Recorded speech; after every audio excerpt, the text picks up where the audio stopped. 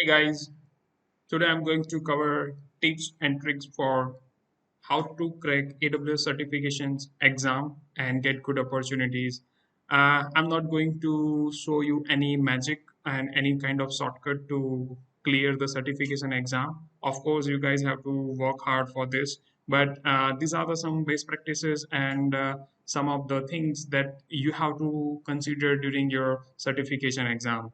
So, based on my experience from the certifications that I have done, I have trained more than 1,000 people, including students, corporate peoples, university professors, and many peoples from the different tech communities. So, based on that, I have come up with a few things that at least everyone should know about the certification exam before they go for it, right? And I'm also part of ASC club, which I'm running, and you can keep in contact on a LinkedIn as well. So this is my LinkedIn profile. So guys, what I have observed till so far about the certification, everyone nowadays is thinking like certifications is only help you to get a job. No, it's not like that, right? So only certification is just help you to appear in the interview, right? It's not like that once you clear certification exam you will get straightforward job. No, right? So certification with hands-on experience, that does it make sense, right? And that will help you to pass or to crack the interview with confidence, right? And in addition to that, if we have real industry project experience, then it's like additional advantage, and that will help you to negotiate the best possible salary, right? So till so far, since last 5 years, I have been associated with the certification courses and training and some of the project I have done. And based on that, what I like concluded at the end is that only certification is not important, guys. So usually, always I'm like informing my students and all the like learners in my course to more focus on a hands-on stuff. If you have a hands-on experience, then certification is the byproduct, right? And if you have industry experience, then it is really value added thing, right? So I'm suggesting to start with the hands-on experience, then go for the certification, and that will help you to score, that will help you to increase your score in a exam, right? So here the few things that you have to take into consideration when you go for AWS certifications exams, right? So the first and most important things that what I have said, the hands-on experience, right? So try to perform some hands-on task, right? If you start with the basic level of certification, then according to that you have some task. If you go with the associate level, then you have to work with some different level of task, right? But try to do hands-on.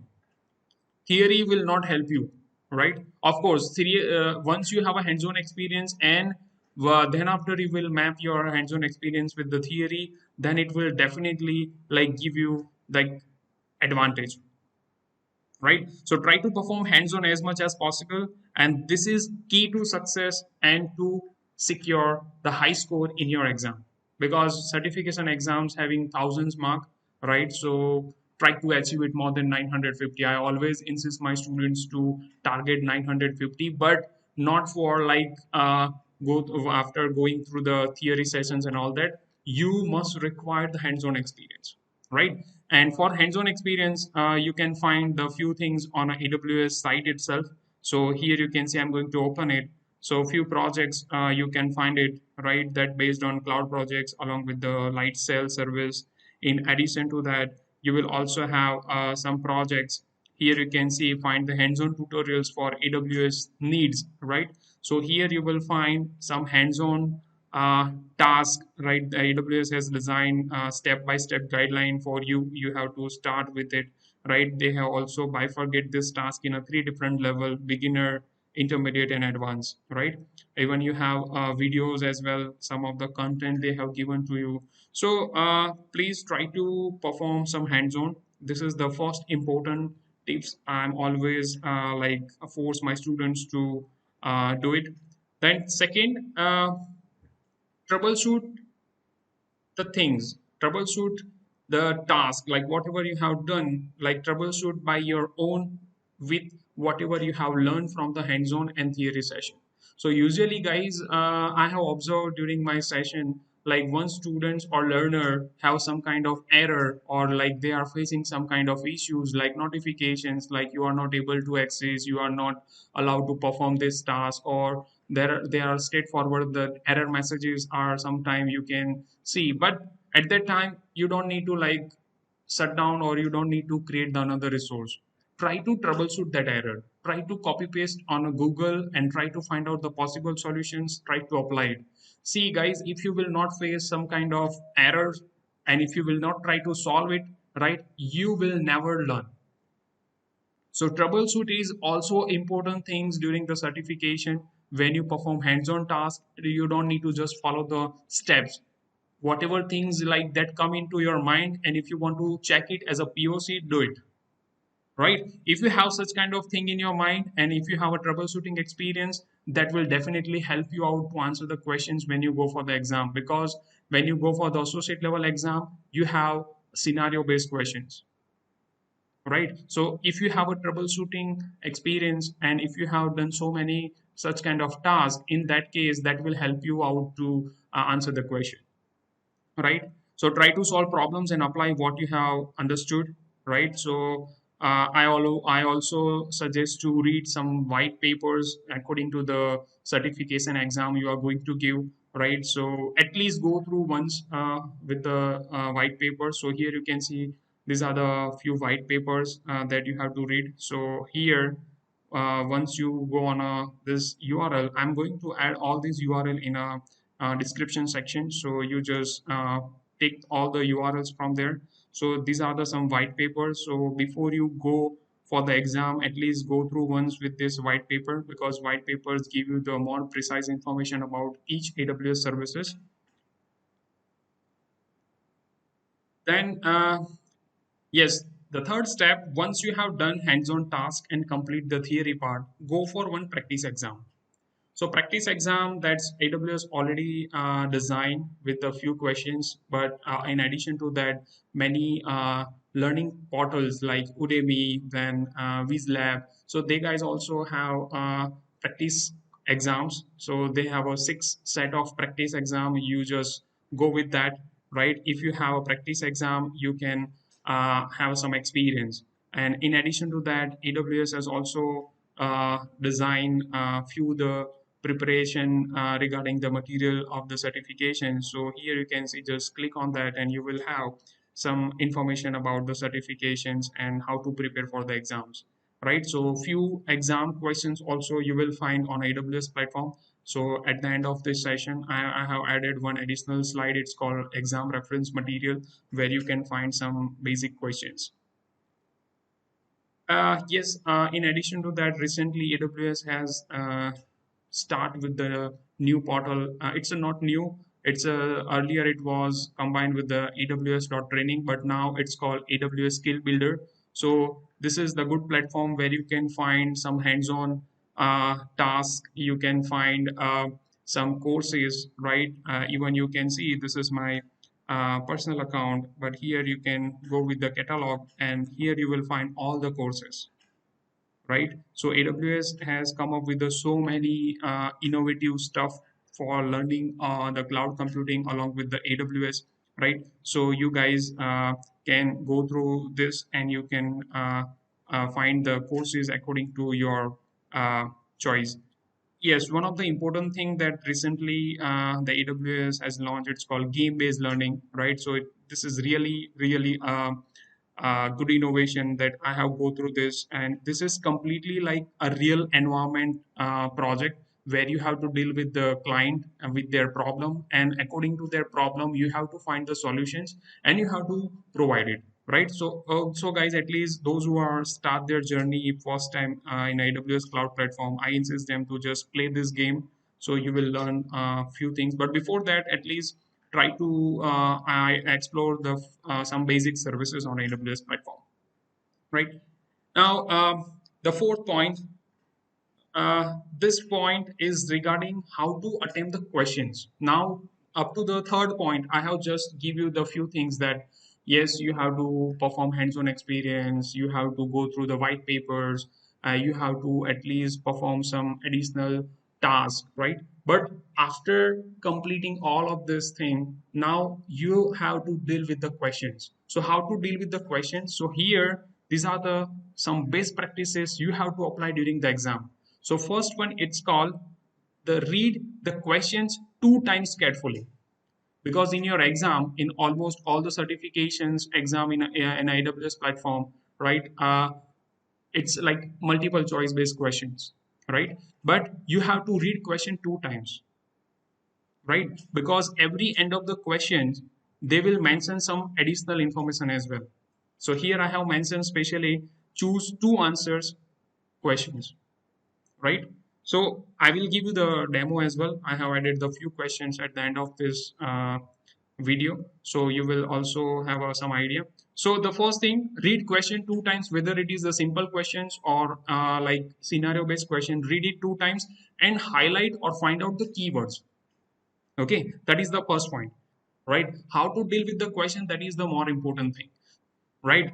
See, in AWS certification exam, you have the questions in three different categories like multiple answers, multiple choice based questions, and sometime it may be true false, right? So sometime you have to select two answers. So in hurry, many times students and learners like select only one answer, and it is like big mistake. Why? Because the you have a limited questions like 65 to 70 questions, right, around based on the different level, and the weightage of each question is around like 15 to 16 marks, or the total if you can check the exam, then it's 1,000 marks exam, right? So per question weightage is very high. So we always take care about the this stuff, because the small mistake impact a lot, right? So, firstly, read the question two times, whether they have a multiple choice based or multiple answer based question. If it is a multiple answer based question, they will mention additional information at the end of question that choose two answers in this question, right? Once you read the questions, please identify the keywords, highlight the keywords. Okay, why you have to highlight the keywords, that I'm going to explain in a next step. Once in a second step, try to attempt those questions first in which you are 100% confident, right? So in your exam, you have a 65 question, let's say, right? So always I suggest my students and learner to just go through all the 65 question once and try to find out those questions in which you are 100% confident and you can answer it, right? So try to find out all that question first and answer that. Remaining question you have to make it flag and you can attempt in a second cycle, right? So once you go through all the questions, you have to complete the 100% confident question answer. The second point is all about like try to attempt those questions first in which you are 100% confident with your answer, and skip or mark other questions for the later attempts. Then third point, thirdly, now try to answer those questions that you have skipped earlier using elimination method of option based on keywords and your understanding. So that's what I have said. Once in the very first point, I have said that you have to highlight the keywords, right? So now once you attain the 100% confident questions, after that there are some questions that where you have to like think of all the concept. You have to try to map it, and you have to like imagine the some scenarios, right? So in that case, based on keywords, try to eliminate the options. You have a four options in your each question, so try to eliminate unnecessary option. So at the end you will have an optimized one, and based on that you have to now map with the keywords and you have to answer. So there are high possibility to find the correct answer. That's why I'm covering this point. It's called elimination method, right? And for that, it's not like you can do it in a one practice. Guys, please do it such kind of practice in your before you go for the certification exam. Then and then you can apply it in a final exam. Otherwise, it is very difficult to find out the keywords and all that. And during exam, you have a time pressure as well, right? So now let's check some questions. right? So I have designed one knowledge check for you. So where I have set a few questions. So here you can see very first question I have mentioned here, that is, which component of AWS global infrastructure does Amazon CloudFront use to ensure low latency delivery, right? So based on the first tips, read question 2 times. So which component of AWS global infrastructure does Amazon CloudFront use to ensure low latency delivery? Right? So here in this case, you can see the question. Now identify the keywords. See, initially you guys have a problem to identify the keywords. So in a one question, you will find so many keywords. But if you will continue with the practice, right, then you at the end you will have some expertise to find out the proper keyword. So here you can see I have identified the keywords. The component of AWS global infrastructure. So question is regarding to the main point. It's called global infrastructure. And second, to ensure low latency delivery. Low latency delivery. And the third keyword, it's called Amazon CloudFront. Okay, now let's see the option. So there are 4 options. One is a AWS region, second edge location, third one is availability zone, and fourth one is a virtual private cloud. Right.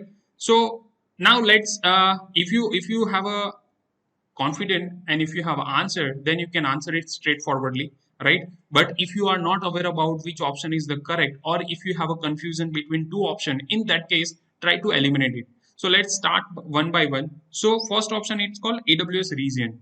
So AWS region, of course, is a part of global infrastructure. So let me show you the simple like structure of AWS global infrastructure. So first of all, the top level, it's a region. Inside region you have availability zones, right? And inside availability zones you have data centers, right?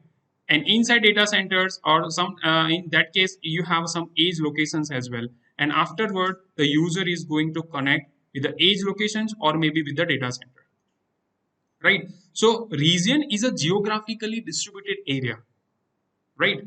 Edge location is a kind of, like, we can say, a server. So edge location is a AWS data center designed to deliver service with the lowest latency possible, right? So AWS has dozen of this data center that spread across the world, and they are closer to the users than the regions and availability zones, right? So these edge locations help you to deliver the data. Now let's go with the third option. The third option, it's a availability zone. So availability zone is known for to provide high availability, right? So let's say if you have a your data, if you have stored in a one availability zone, right, if that goes down, right, then you have another availability zone, and then if second goes down, then you have a another availability zone. So per region, at least 3 availability zone must have, right? So availability zone is known for high availability, right? Fourth one, it's called Amazon Virtual Private Cloud. So virtual private cloud is a part of networking service, and it's known for virtually isolated environment to create your resources. That's only managed by the specific person, or we can say that is completely managed by some authority, right? So here first option is not at possible because that is the geographical region, right? Second option, there are high chances of possibility, right? So let's consider it. Second is not possible because this is known for availability, so this is also not possible. And third one is a part of networking service, right? So it's not part at all of any kind of global infrastructure, right? So of course the edge location is the best possible answer. So if you not have any idea about the option, in that case you can follow this. Otherwise, if you know about the service inside, right, edge location is known for content delivery network, right? If you have edge location, then you can quickly deliver the content to end users, right? And latency is very low in terms of millisecond, so you can directly choose the answer, right? So correct answer in this case is a edge location. Now let's see the second question. So here you can see in a second question, what is the true about the region? What is true about regions? And here they have mentioned choose two. You have to answer this question, and for that you have to select the two possible answer, right? So what is true about region? So let's read it. So a region is a physical location that has multiple availability zones, right? This is the first one. and this is possible answer. They are physical location for your customer, right? That also might be possible, right? All regions are located in a one specific geographic region. This is not possible in a one specific geographic area. It's not possible, right? So I'm going to eliminate this. The fourth one, it's a each region is located in a separate geographic area. So this is possible because this is the contradict one from the third option, right? So that might be possible. Now we have a three options. Again, I have to select the two out of three, right? So let's read the first one. A region is a physical location that has multiple availability zone. So according to the earlier question structure, see, this is the physical location and they have multiple availability zone. Yes, so according to that, this one is the correct, right? The second option, they are the physical location of your customer. No, it's not like that. It is not like that. Physical location of your customer. No, it's not the physical location of customer. It's a it's a geographical area, and that is having some number of data center inside the availability zones, right? So this is not possible. So now we have a two based possible answer, that is called a region is a physical location that has multiple availability zones and each region located in a separate geographic area. Now, the third questions, that is I have added with the scenario based, right? So here you can see you have the questions, and you can see you are working as a cloud engineer in a leading technology consulting firm, and which is using fleet of Windows based EC2 instance with IPv4 addresses launched in a private subnet, right? And several software installed in the EC2 instance are required to be updated via internet, right? So again, I'm repeat this question. You are working as a cloud engineer in a leading technology consulting firm which is using fleet of Windows based EC2 instance, right? So during when you read question, if you feel that this is the keyword, you can highlight it, right? With IPv4 address launched in a private subnet. Several software installed in a EC2 instance that required update via internet, right? So which of the following service can provide you the highly available solution to safely allow instance to fetch software patches from the internet but prevent outside network from initiating a connection, right? So which of the following service can provide you with the highly available solution to safely allow instance to fetch the software patches from the internet but prevent outside network from initiating the connection? So here I have highlighted two things from the both paragraph. So here you can see in the first paragraph they are saying that you are working as a cloud engineer, and in that company they are running some Windows based server, right, which is having IPv4 addresses, and they have launched in a private subnet, and they have already installed some software. Now they are looking for to some kind of update into their software, right? But as they are launched in a private subnet, right, you have to download update from the internet, right? For that, which service you are going to use which help you to safely download the update from the internet? That's what this question is trying to say. And we have this four possible option, right? So VPC endpoint, egress only internet gateway, NAT instance, and NAT gateway. So if you know the answer, you can directly select. If you don't know, then as I said, you have to choose the elimination method, right? So first, it's called VPC endpoint, right? So VPC endpoint is an incorrect answer. Why? Because VPC endpoint simply enable you to privately connect your VPC to supported AWS services and VPC endpoint services powered by private link without requiring an internet gateway or NAT devices, or we can say VPN connection, right? So this is not possible at all according to this scenario, right?